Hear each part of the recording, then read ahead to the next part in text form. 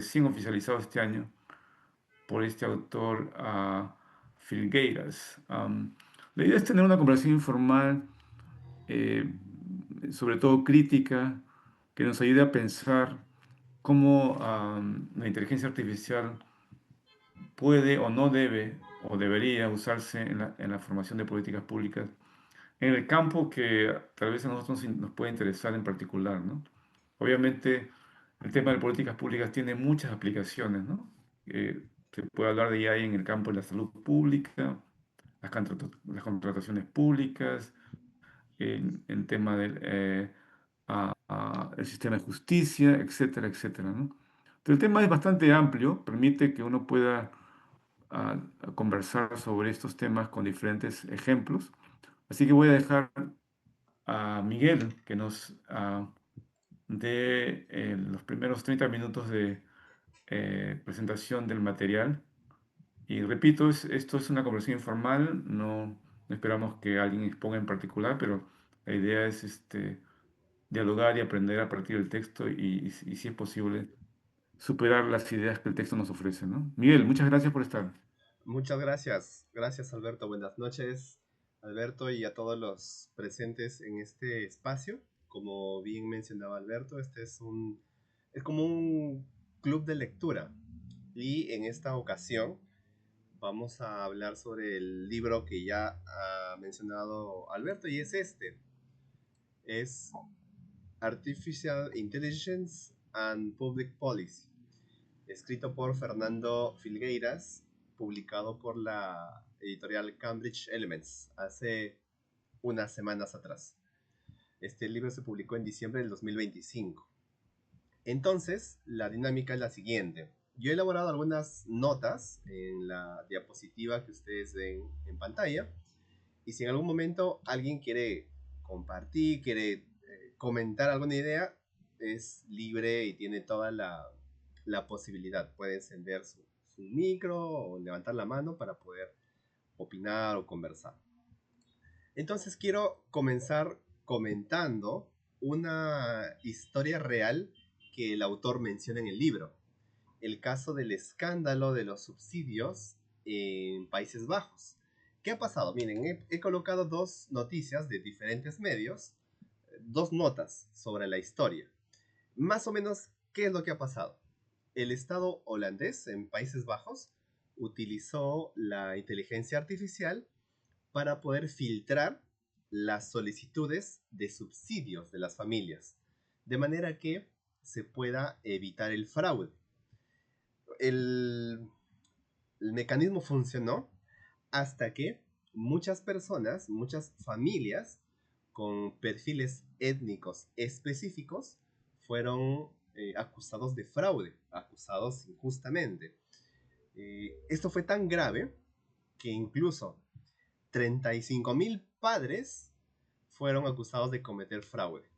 De todos los padres que fueron seleccionados por esta inteligencia artificial, algunos incluso perdieron la custodia de sus hijos. Esto fue un escándalo tan grave que varios ministros del gabinete dimitieron por el terrible suceso que pasó. Aquí coloco el informe, si alguien quiere leer, el informe se llama Xenophobic Machines.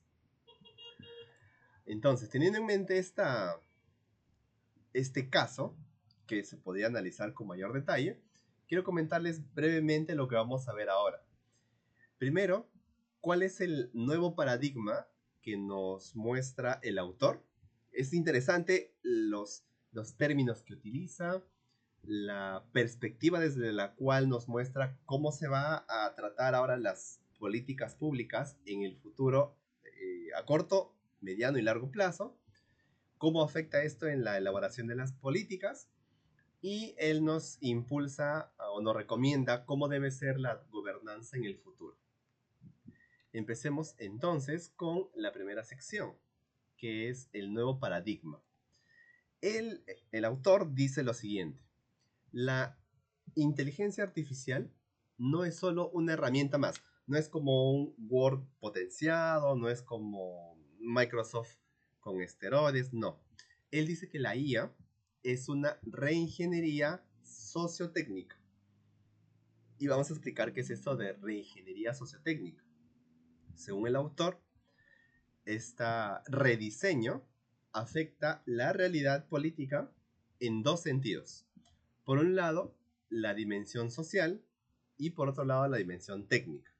Es decir, ¿qué cosa se va a afectar ahora? ¿Qué cosa se va a rediseñar o qué se está rediseñando ya desde la aplicación de la inteligencia artificial?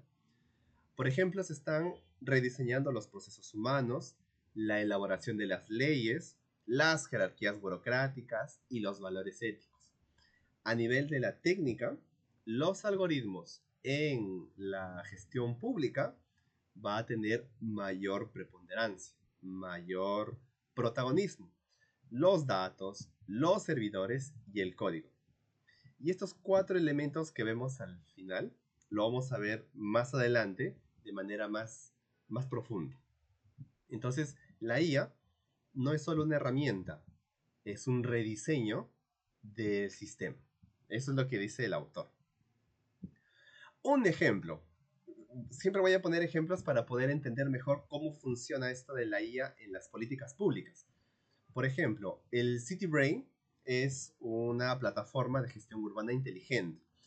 Quiero por un momento que ustedes piensen en la avenida Bancay, que es una de las, en el centro de Lima, que es una de las más congestionadas que hay en la capital.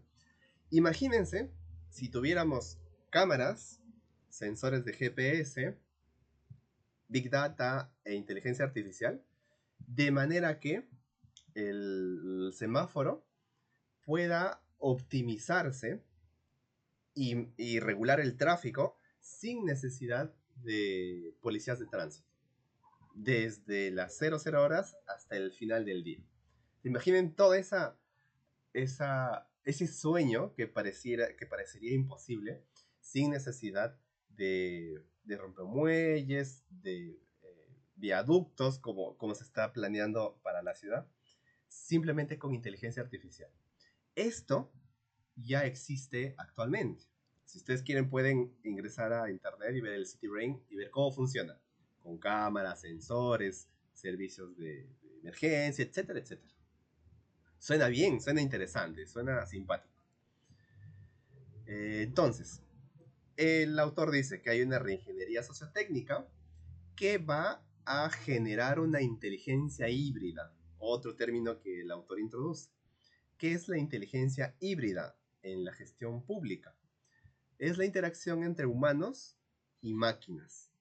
El futuro, según el autor, está dado entre el trabajo entre humanos y máquinas. No hay forma de desligarlas, no hay forma de decir, no, los humanos van a seguir haciendo políticas públicas, no, juntos.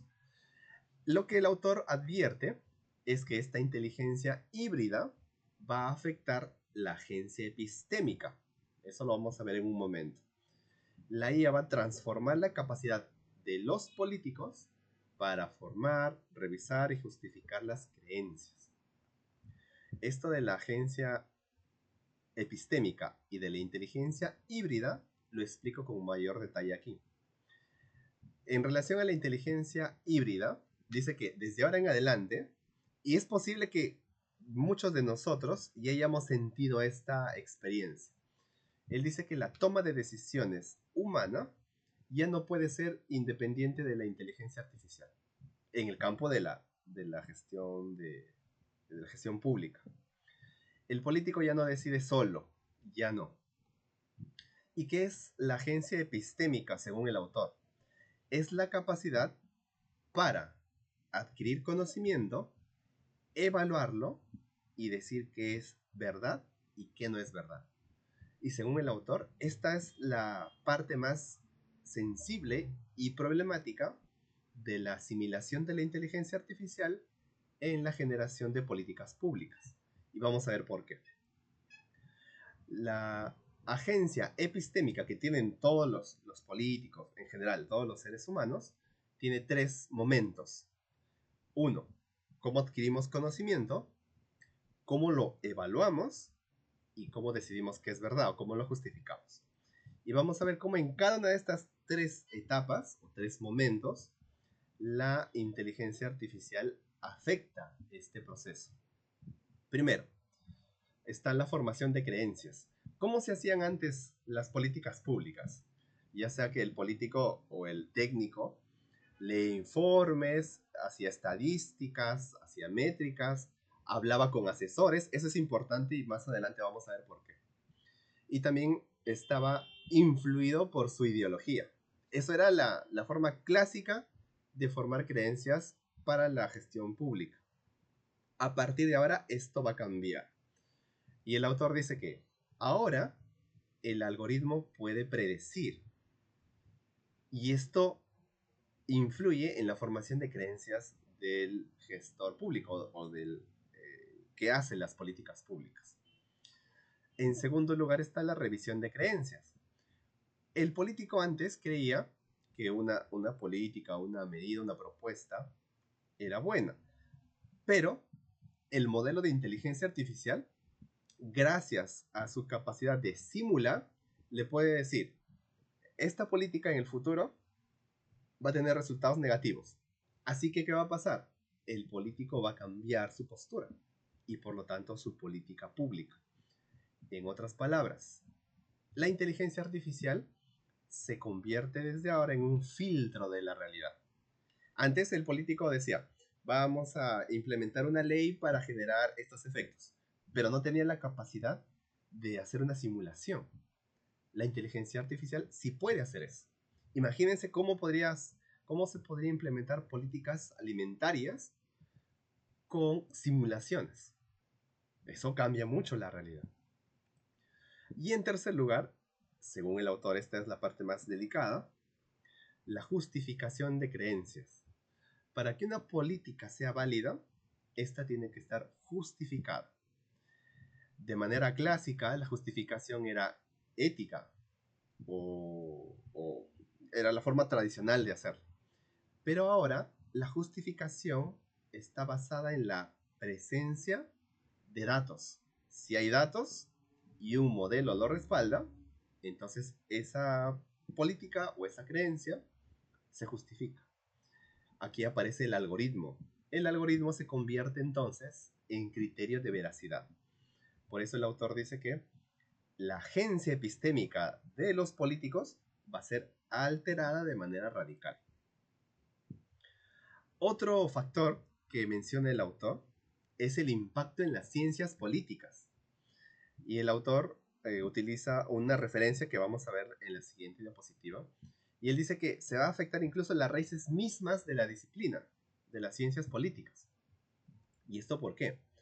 Aquí tenemos a Lasswell, Harold Lasswell. Es un referente que el autor utiliza. Y veamos cómo se entendían las ciencias políticas y cómo la inteligencia artificial va a cambiar la raíz de este entendimiento. Primero, las ciencias políticas se entendían como una disciplina de la racionalidad. Los seres humanos, no en solitario, sino en colectivos, ya sea en partidos políticos, sindicatos, comités, debían utilizar la razón para resolver problemas públicos. Ahora esta racionalidad se vuelve en una racionalidad algorítmica.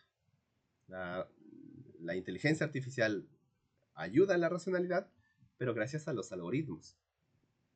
En segundo lugar está la multidisciplinariedad.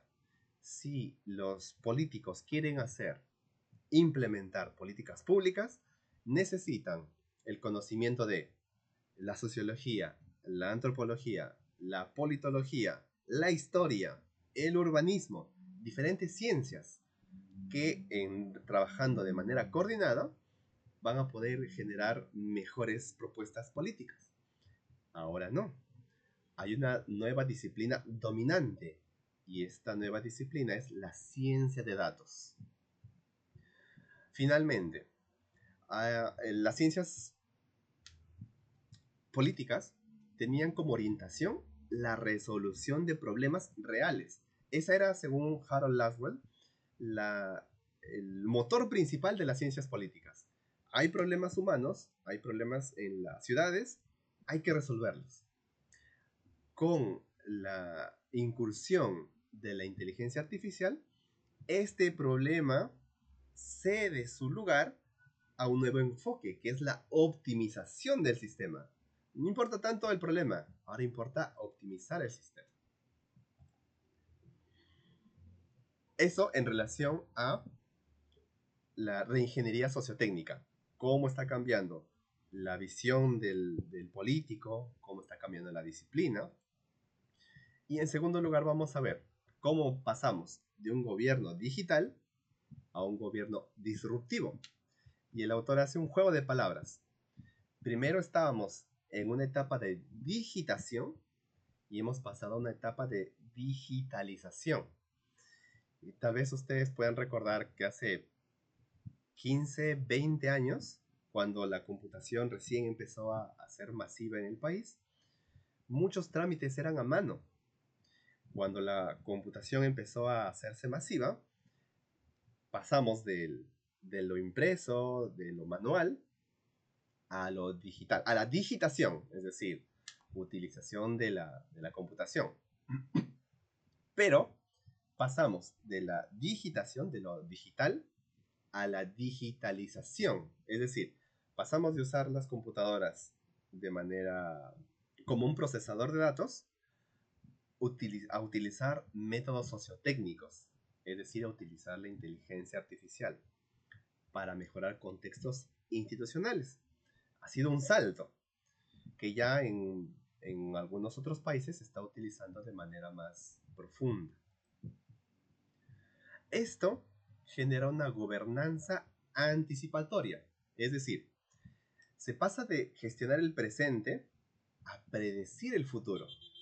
Gracias a los algoritmos, a la inteligencia artificial, ahora existe la posibilidad de predecir el futuro. Claro, con ciertos límites, con ciertos rangos.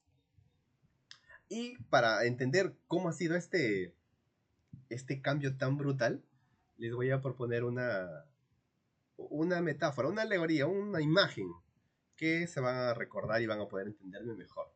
Y ahí vamos a empezar ya a entender ciertos peligros que traen esta aplicación de la inteligencia artificial. Aquí tenemos un cajero automático. ¿Cómo es que hemos pasado de lo digital a la digitalización?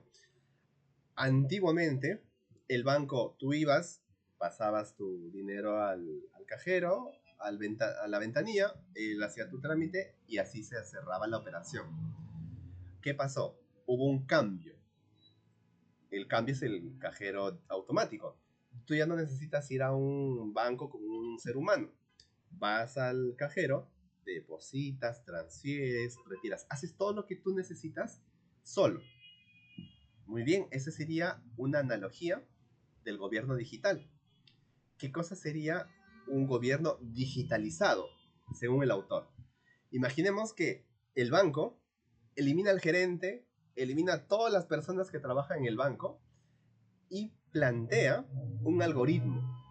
Un algoritmo que decide a quién le damos crédito, a quién le damos su dinero, quién puede retirar, quién puede depositar, quién puede hacer una operación basado en ciertos datos.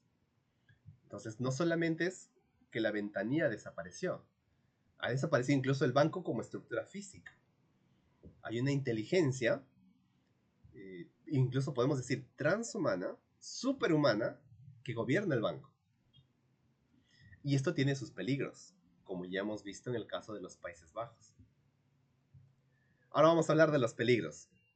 Hemos hablado de cómo la inteligencia artificial es o trae una transformación sociotécnica. Ahora vamos a ver cómo estas transformaciones sociotécnicas afectan en el ciclo de la elaboración de políticas. El autor menciona tres ejes: formulación y análisis de políticas, implementación y gestión de políticas, y el papel de los desarrolladores de las políticas. Tres ejes.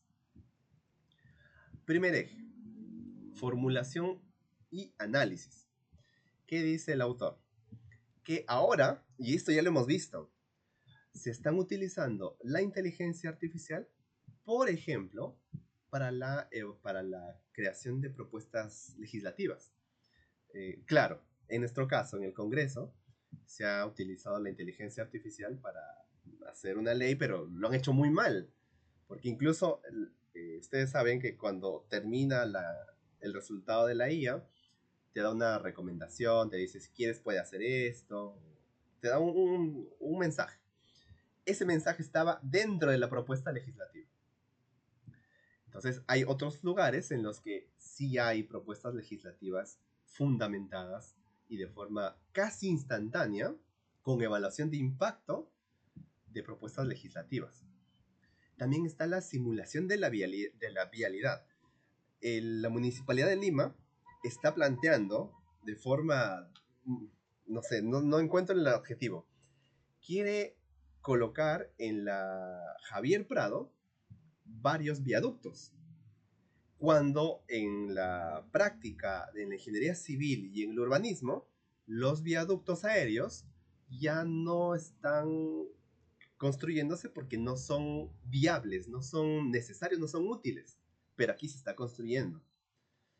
La IA nos diría, mira, este viaducto que estás construyendo va a traer más tráfico, no va a solucionar ninguno de los problemas. Imagínense que podamos usar la IA para realizar simulaciones y evaluar la viabilidad de políticas antes de su aprobación.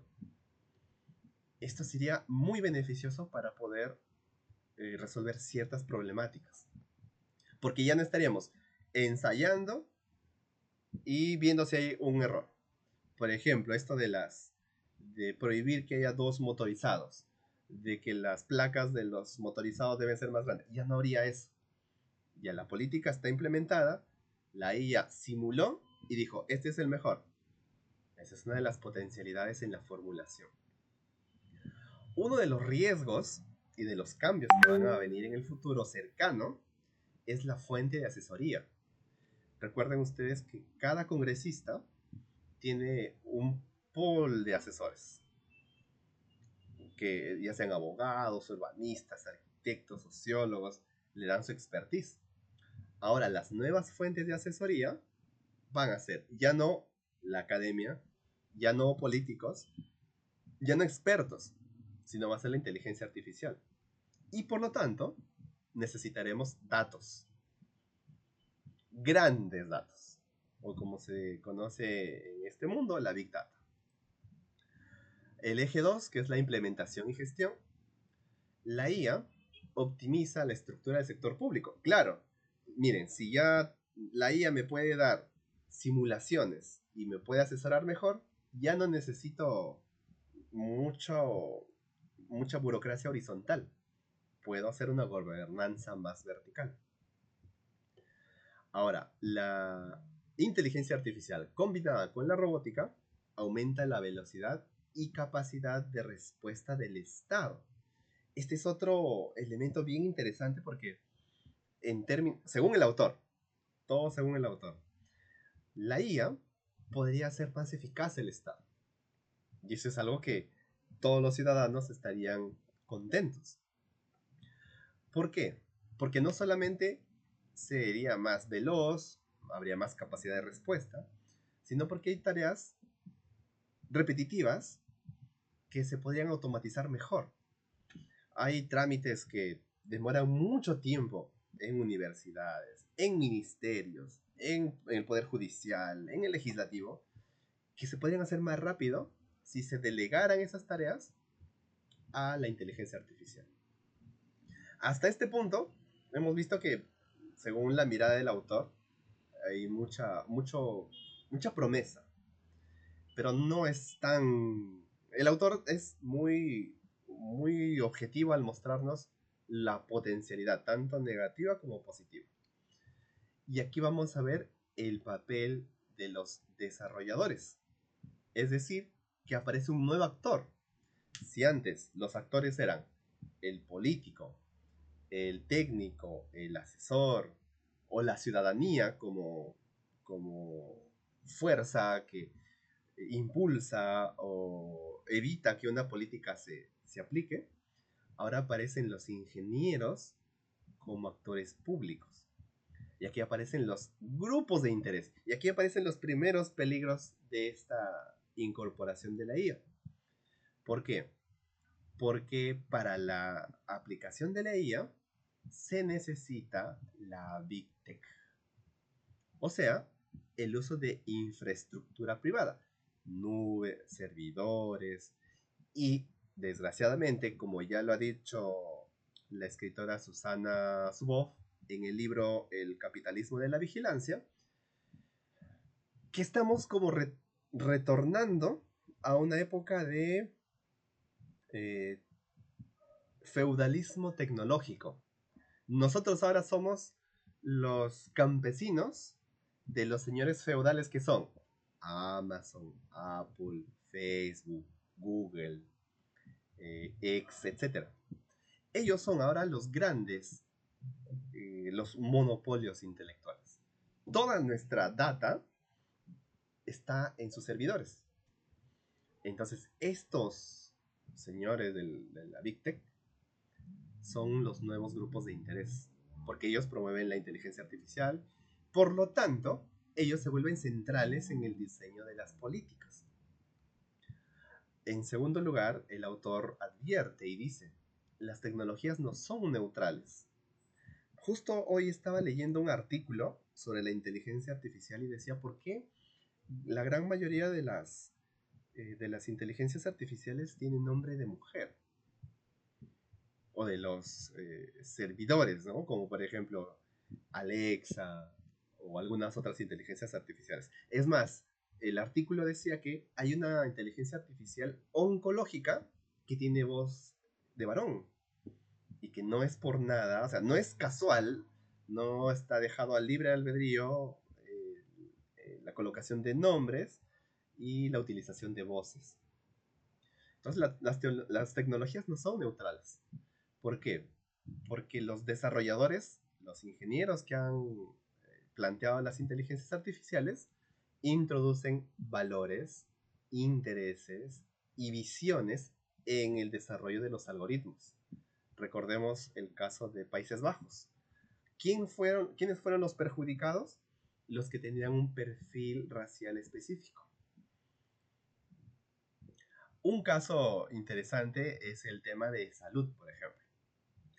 ¿Qué pasó con eSalud? eSalud ha creado una aplicación para poder sacar citas desde el celular. Y es muy útil. Hay gente que ya no necesita llamar, ya no necesita ir al hospital a las 5 de la mañana. Hasta ahí, muy bien. Pero si lo vemos desde una mirada más crítica, este aplicativo está creando una política de exclusión para determinados grupos. Hay ancianos que con la justa saben utilizar un celular. Ellos no van a poder utilizar esta aplicación. Y obviamente personas sin recursos. Entonces, el diseño ha tomado una decisión política.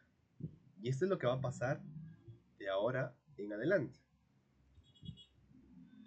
Conclusión, para ir cerrando con este breve comentario de las ideas más importantes del libro. ¿Qué nos dice el autor? Que debemos apuntar hacia una gobernanza humana.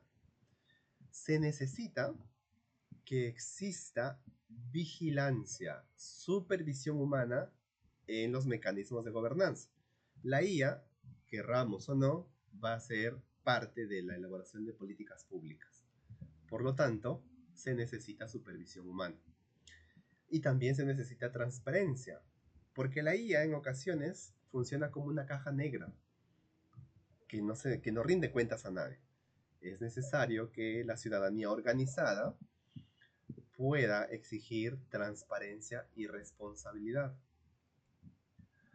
Aquí aparece un término que el autor utiliza y es la epistocracia. ¿Qué es la epistocracia? Es el gobierno o la toma del poder de parte de aquellos de los expertos. Y claro, supongamos que estamos en un grupo de 20 personas. ¿Quién asume el poder? Aquel que maneja la inteligencia artificial. Él es el que va a tener el poder. Entonces, Esto a la larga va a excluir la participación ciudadana. Entonces el autor dice que no, hay que cuidar la epistocracia. Y finalmente está el tema de los valores democráticos. No sé si ustedes están al tanto de las noticias que pasa, por ejemplo, en Irán, en El Salvador, en Nicaragua o en Estados Unidos, con el franco retroceso de los valores democráticos a nivel global. Se hace más imperativo que los algoritmos estén alineados con dos valores, con los valores públicos y con criterios de justicia. En una época, como lo han dicho los redactores de The Atlantic, en el que está primando la inteligencia oscura, con mayor razón es necesario que lo público y la justicia esté presente en la elaboración y en la evaluación de los algoritmos. Cierro con una frase importante del libro. Dice, la inteligencia no debe ser el nuevo arquitecto de nuestras democracias. Hay algunos, como los aceleracionistas, que quieren ya de una vez que el sistema capitalista colapse. No, no debe ser el nuevo arquitecto de nuestras democracias, sino debe ser la herramienta con la que los humanos rediseñemos un estado más justo. Porque el riesgo no es que las máquinas empiecen a pensar como humanos. Probablemente, según algunos neurocientíficos, esto probablemente nunca se dé o todavía esté muy lejos el sueño de la inteligencia general, de la inteligencia artificial general. Ese no es el peligro, sino que los gobernantes empiezan a decidir como máquinas. Ese es el gran peligro, que cedamos nuestra humanidad a las máquinas.